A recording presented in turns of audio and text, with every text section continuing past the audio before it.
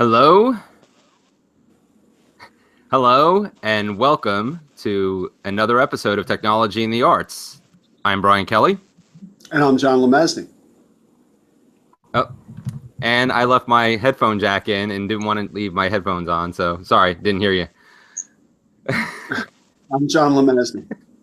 No, everybody else heard you. I just didn't hear you. Oh, okay. Now I hear an echo, actually. Yeah, I'm trying to. Yeah, maybe I should have left them in, but You could try plugging them in and putting them in your ears.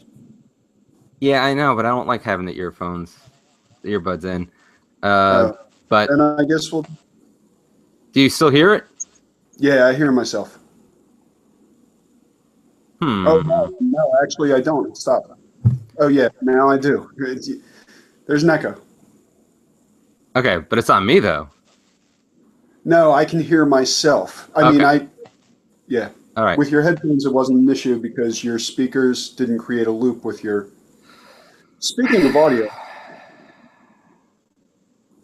Hold on. I'll put them back in. This is riveting webcasting, folks. Agreed.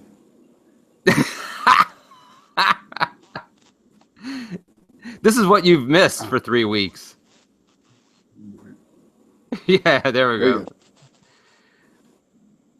This is the artistic version. Well, every technology in the Yes, arts is the artistic version. Yes. Sometimes it's the autistic version, but Yes, I was about to say, yeah, this might be the autistic version, actually. it's right.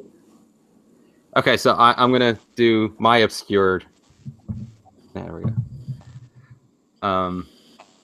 So, yeah, John and I have not been around the last 3 weeks because mostly, I think the last we left it here, we had switched to. See, I look ridiculous with these headphones in. I can't even see them, but you're like this big on my screen. Yeah, John is using his phone tonight. That's right, and I may never use my computer again. Yep.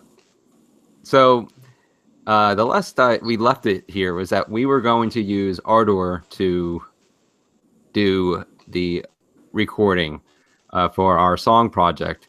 However, in the intervening time since we've been here, last webcast, I have not been able to get it to work. I mean, I can see a signal, but I cannot get audio to work. I've done some things that I thought would get it to work, but it is not working.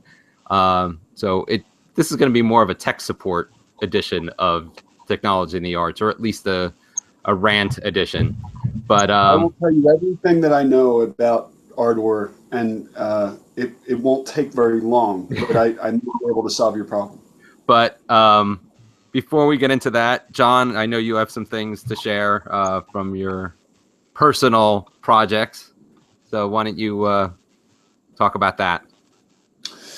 Okay. Well, the ongoing saga of the Parklet is now not ongoing. We took down the Parklet last week, maybe the week before, and it was nice. The mayor was there, and the Arts Council was present, and it was a nice send-off for the Parklet. And the Parklet, of course, was a collaboration of the municipality, some sculptors, some artists, and really just people trying to bring community together on the street and using up parking spaces in order to do it.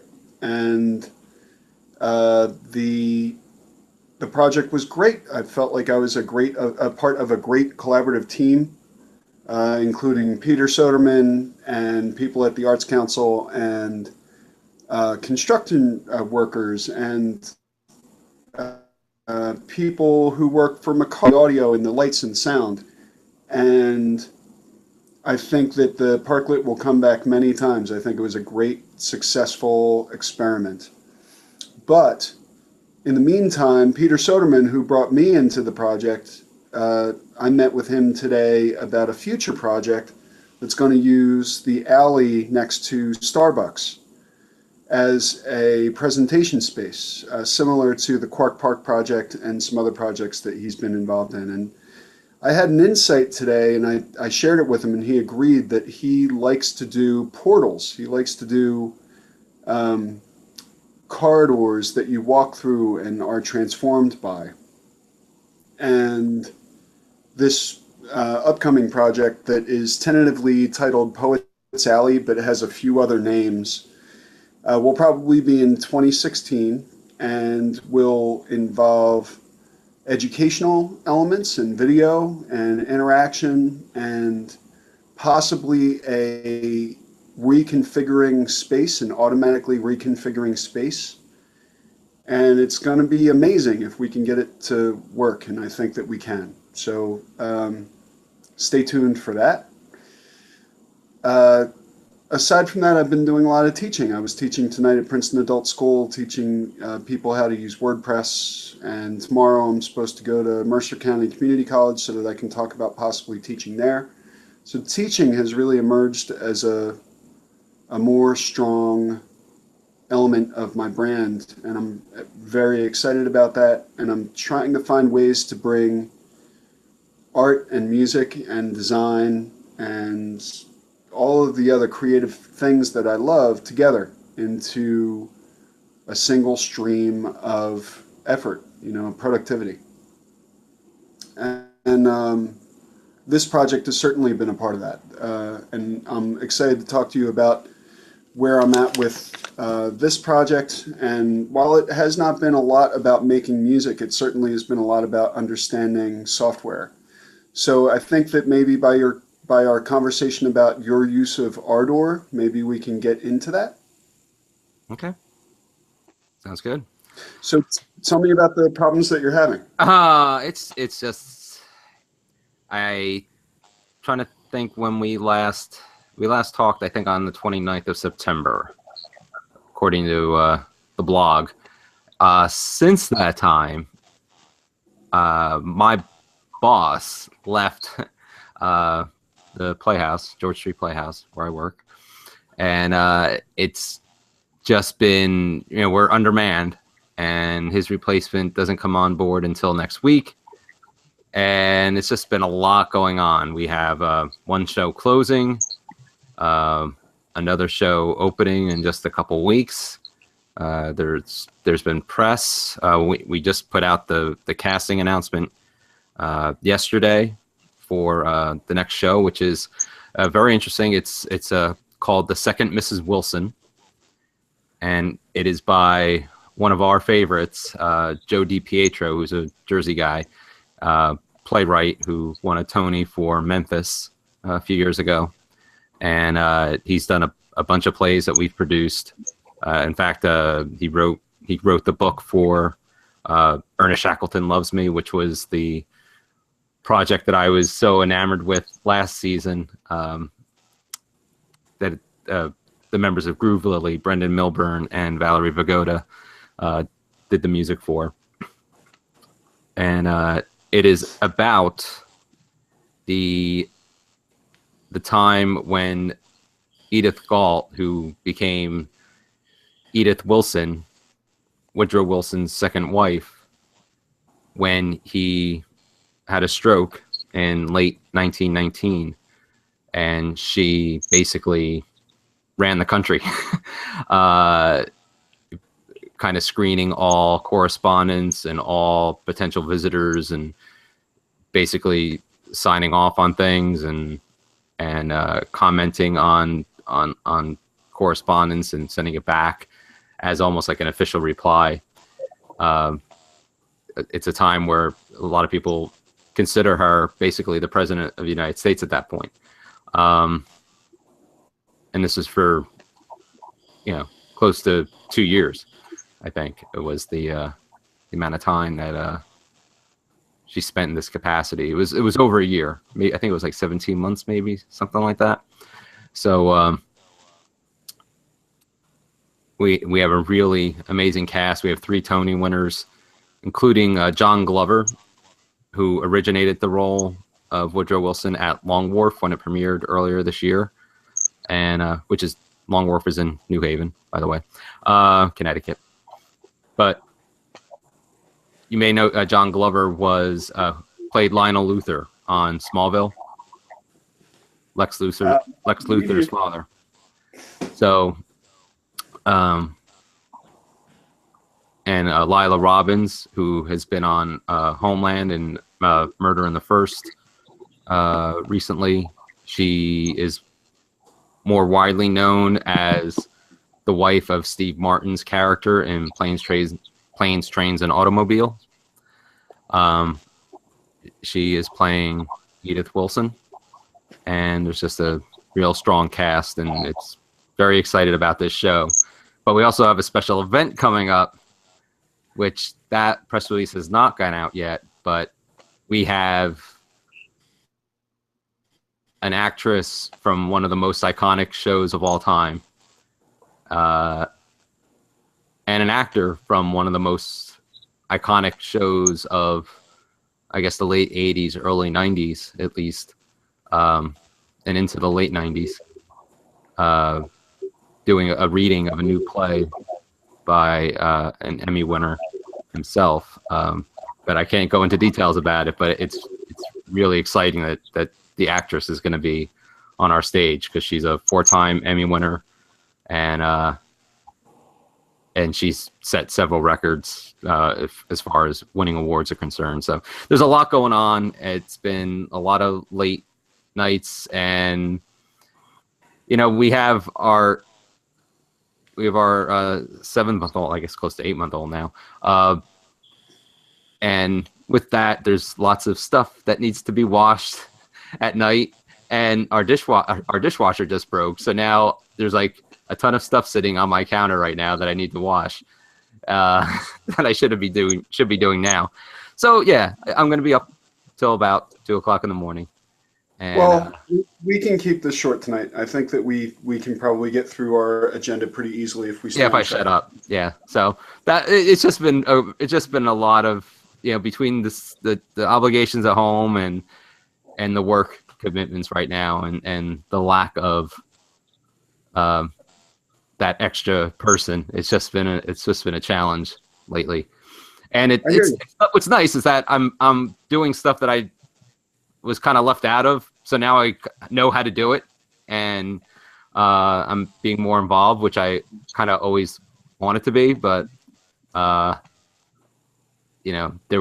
was a way that it was done before I got there, so now I'm getting involved in that. So that's pretty good. But I'm also trying to coordinate interviews. There's a bunch of media requests that came in, so doing a lot of media relations stuff, which I've kind of always, since I've been there, I've done not so much of it, but just helping out here and there. But I'm doing a lot of the coordinating interviews and such. So, all right. So let's get into our discussion here. Like I said, I downloaded Ardor months ago at this point, I think, and was not able to. It sees the plugins. I can get a track. I can add a track, and when I hit the keys on my MIDI controller, I see. I hear that echo again, but I see a signal, but I am not getting any audio. And you mentioned the last time installing Jack, which I have, and I had read on some forums, on some message boards, that could be the issue, but that has not solved my problem at this point. So just that's where I'm at. I have not been able to record there. I've been doing some recording on GarageBand. Hey, can you hear me? Yeah. Yeah, my phone died. Oh, I didn't even notice. Well, yeah. Okay. Okay. So I think we're going to need to speed this up a little bit. Yep. Okay. All right. So That's where I'm at. I still have not been able to get sound out of Ardor. I've been doing some musical recording on GarageBand so I can get some things down, and then that way I remember them and know what I wanted to share with you. And then if I can get Ardor working, bring it over and and start sharing that so we can get to putting a song together at this point. But that's where I'm at. I've not been able to solve Ardor at this point. So let's talk a little bit about workflow, because I think that up until now, this has really been about deciding how the tools work, deciding what we want to do, deciding what kind of directions we want to go in. And I think that we both have probably a good idea of the kinds of things that we want to do, regardless of the tools. Mm-hmm. I think that probably the best way to move forward is probably, instead of us both necessarily working in the same stream, it makes more sense for us to work where we're comfortable and where it works naturally. Like for you, that might be GarageBand, and find a way for you to either export, for example, export that audio as a complete thing and let me play, or me to do the same for you. In other words, give you a clean track of something that has the only thing we really need to stay in tune with is sort of like length of a section and speed and tune, key, Yes. Mm-hmm. And I think that one way that we could move forward is for us to agree on, let's say, a minute of an idea. Okay. And then share that minute of an idea. In other words, this is a guitar part that I have played that I like, and it doesn't need to be guitar. It's just the guitar is what I'm comfortable with. And when you hear it, what would you do against it? What would you do as far as a beat? What might you do as far as keyboard? What would you do as far as tone or bass or whatever? And, or is this not in a direction that you want to go? In other words, we could have veto power and say, I really like the idea, but I don't like the speed of it, or whatever. As opposed to trying to come up with some sort of completion, which I have already done and you may have done too, come up with some kind of a complete idea that does not necessarily have anything to do with what you are doing. Right. And I mean, obviously I have a bunch of complete ideas, but I'm trying to. It's supposed to be collaborative. Yeah, so I'm trying to I'm trying to separate that from this project. And it may be that you have a stronger, solid direction that you're going in than I do. I mean, you've heard what I've come up with, and I'm pretty happy with the way that's going. But that's not a collaboration. The collaboration comes when, like, you come in and say, "What if we did this here?" or "What if we did that there?" And by trading ideas, we would be able to improvise and play and experiment differently than we have so far, or I should say at all. Yeah, and I think this is where, and like you said before about like minute segments, I think we should think of it as in, 8-bar segments or 16-bar segments, and that we can piece together as loops or, different parts of the song structure. Yeah, A1, A2, B1, B2 kind right. of. But what you said about working in the environment, and then going back to our first episode about Audacity, right? I think we can put the pieces together in the audio agreed files. We can layer in as long as we're staying in the same tempo, same key. We can kind of structure things in, and that's what I was hoping to do at some point. Once I got the technology working, was to go back and listen to your pieces and put, a beat or work out a bass line and see if I could if I hit upon something and just like take a snippet of it and say, hey, what do you think of this? Right. And then we could build off of that. We could, obviously we could re-record, effects, whatever. But, just so we can start saying, hey, I like that riff that you did. I added this bass line, this, sequence, arpeggio or something, Right. and then, we could go from there. So I think just for the sake of moving forward with this, I think you're right. Let's work in the environment that we're comfortable with. So I'll say right now, why don't we work for next week to develop 8 bars at what did we say? 80 beats per minute. And it doesn't matter the key, it doesn't matter the style, it doesn't matter, just like some singular idea, either a melody or a beat or a bass line or a vocal or whatever that you love, that's at 80 beats per minute for 8 bars. That sounds good. Yep. And then like if we trade that and then we play against it and then pass it back, we might come up with 2 very interesting songs that are more driven by you or more driven by me, but become very tight collaborations. How do you feel about that? No, I totally agree. I think that's definitely doable. All right. Well, I will have 8 bars for you by this time next week, if not sooner. Okay. I will do the same. If you get into an inspirational epiphany, then by all means make 2 or 3, but let's try to resist what I think that you and I are both capable of doing, which is to make an entire song. Right. And like that little stem that I even did, which was only 8 bars, or I think it was 8 bars. Yeah. That I put on SoundCloud. Even that was, there was a drum beat, there was a bass line, there was a digital piano. It was too much. Right. And it becomes a point at some point. It's like, this is a complete song that I am asking you to solo over or something. Like that's not what this is. Yeah. Play some guitar over this. Yeah.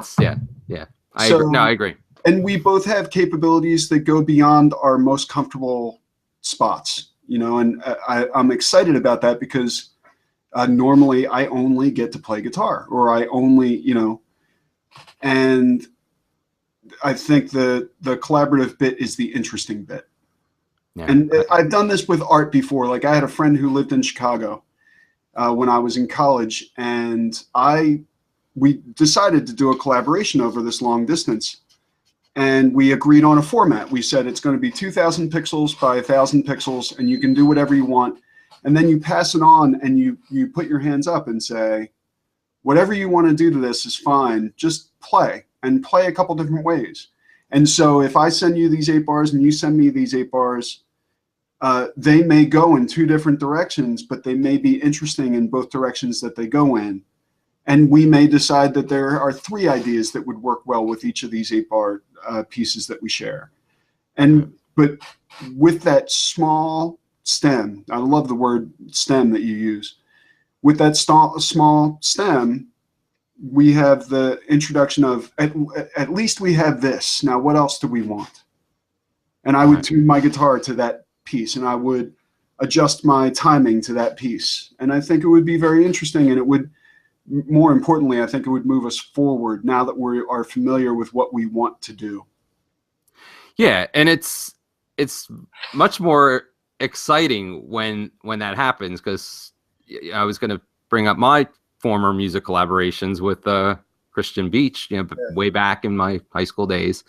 That was my only experience of working with a fellow musician and writing, and although most of it wasn't great, I mean, we were kind of ahead of our time at back then. What we were doing, we were just too inexperienced to pull it off. But it was so amazing when we'd go to rehearsal and I'd be like, oh, I wrote these words last night. And Christian would say, oh, yeah, I was playing around with this bass line.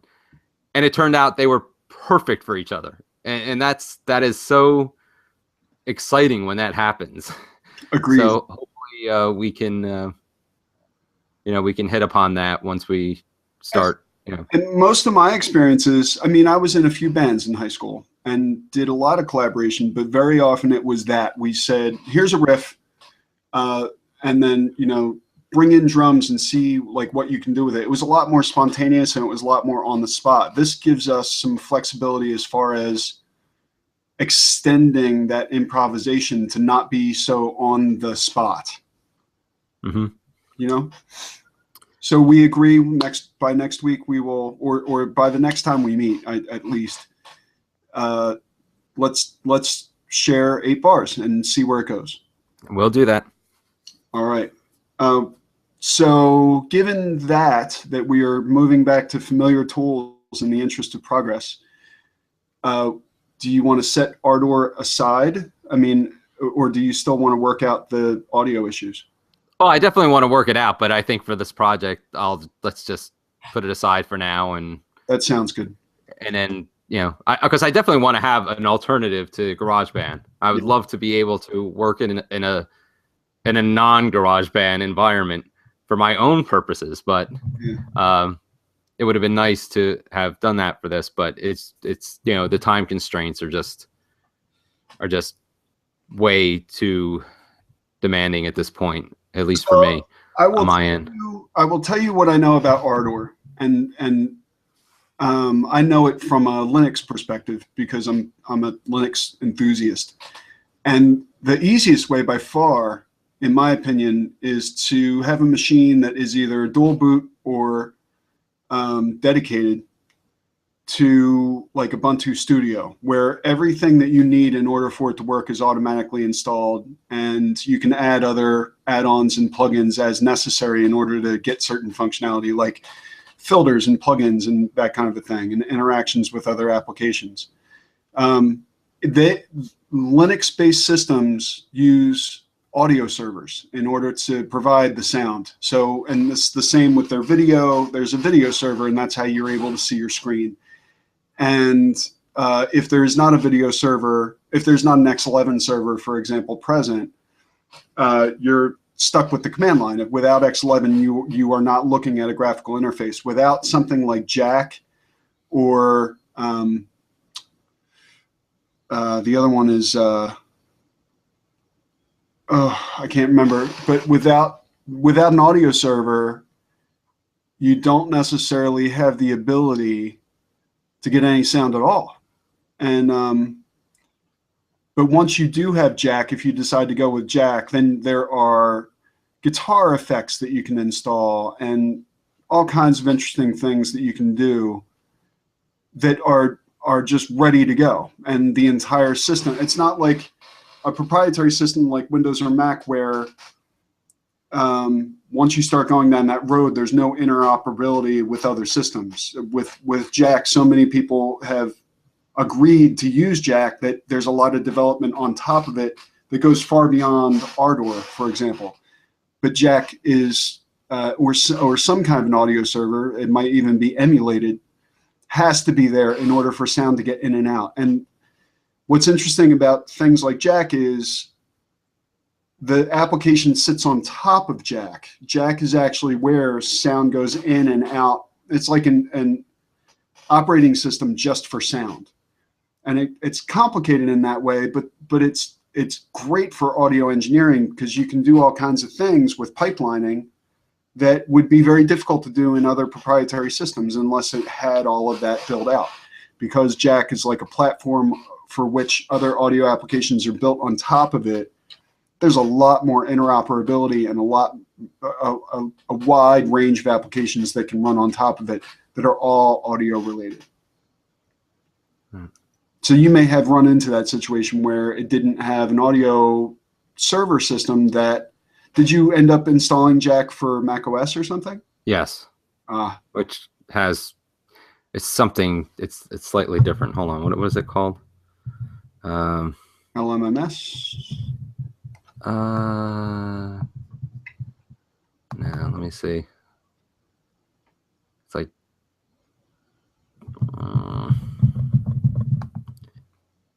shaking my camera here.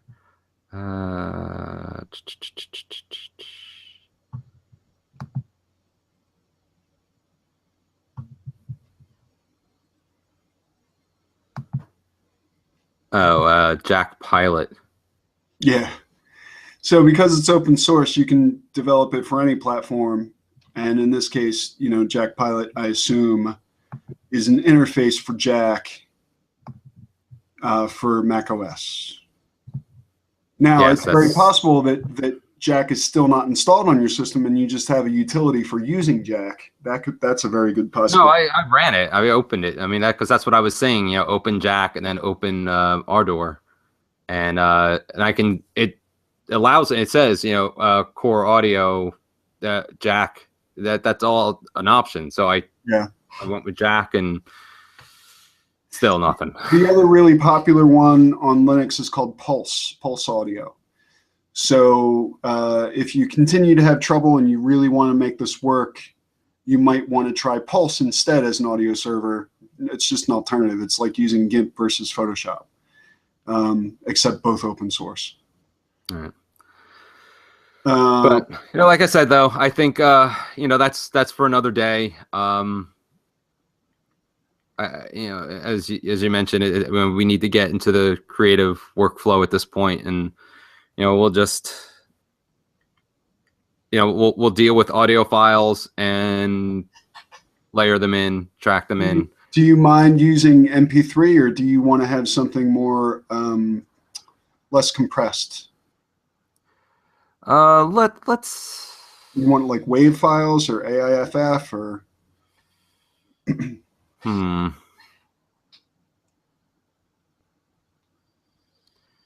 Yeah, I didn't really think of that. Now we could just work out.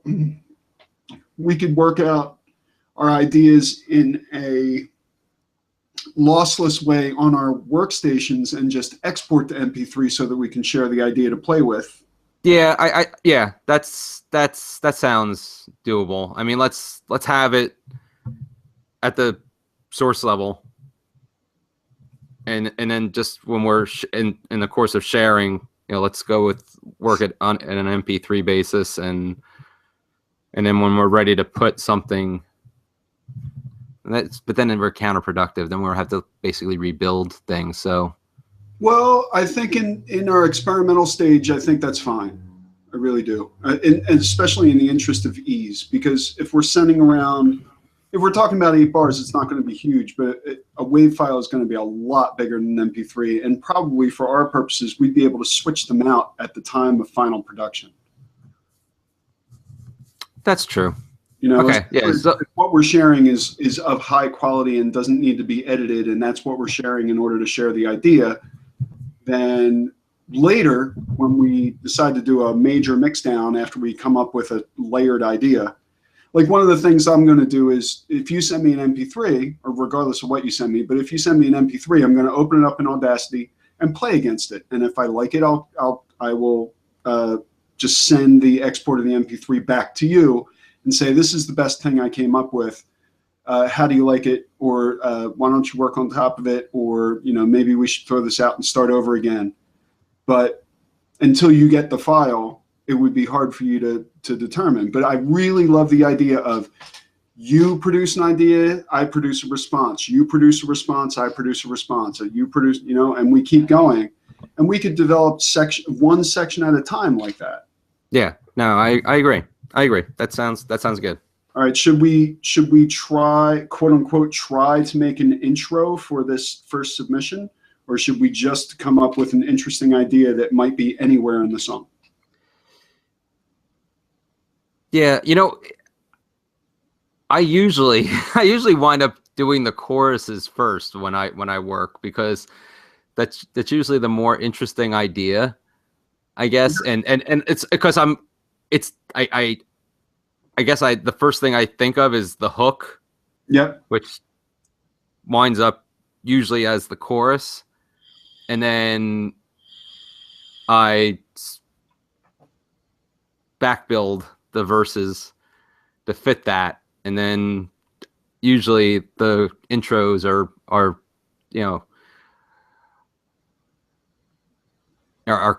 come out of both of that. What if I hit upon something? Every now and then I'll work on an intro, and then that'll. be its own. Usually the intro has nothing to do with it. Right. Usually the intro is an idea from like years ago, and then I'm like, oh, I can fit that in here. But yeah, let's not worry about where it is in the song. Okay.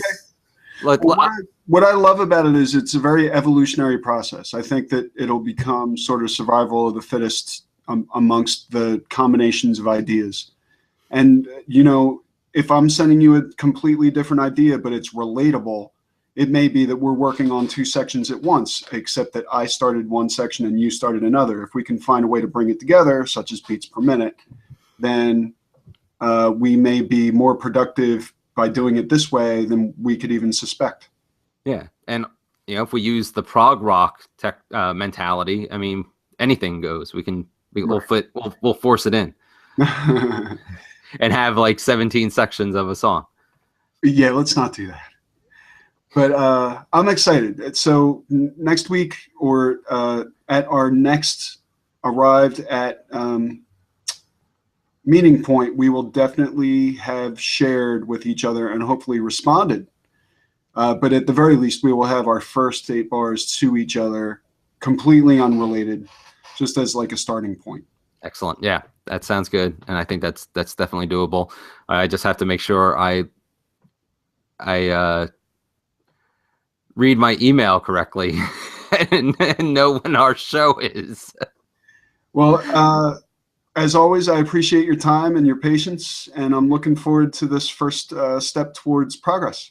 Same here. So, right. I guess we'll leave it to next week.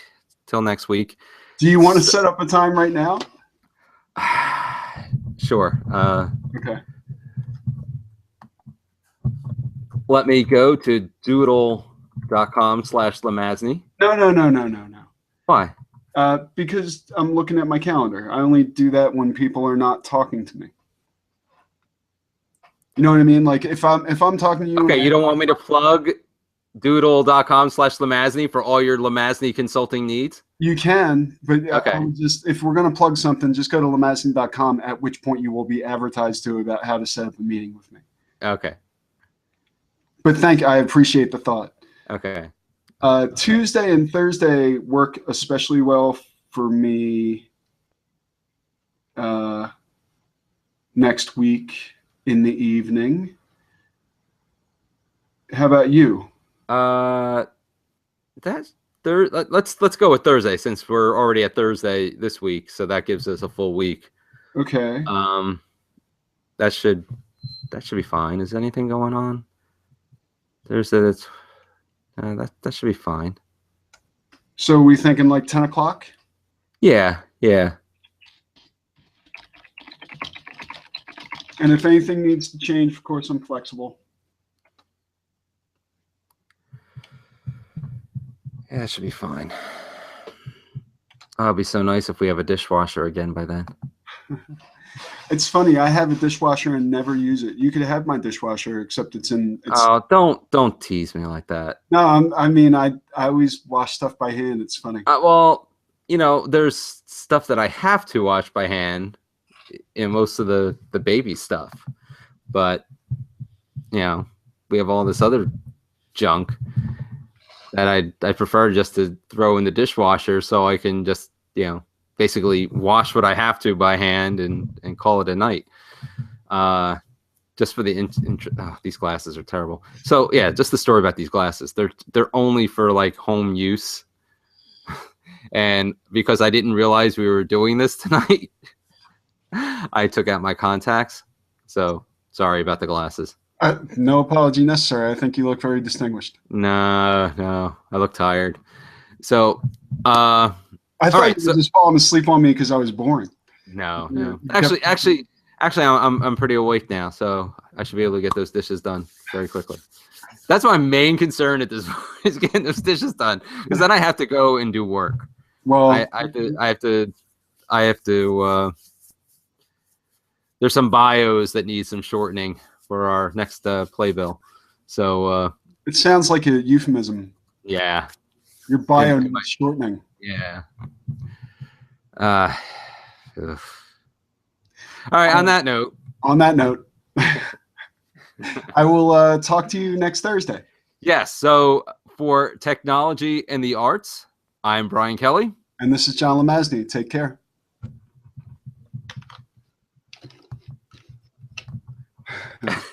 I can't hit the I can't hit the stop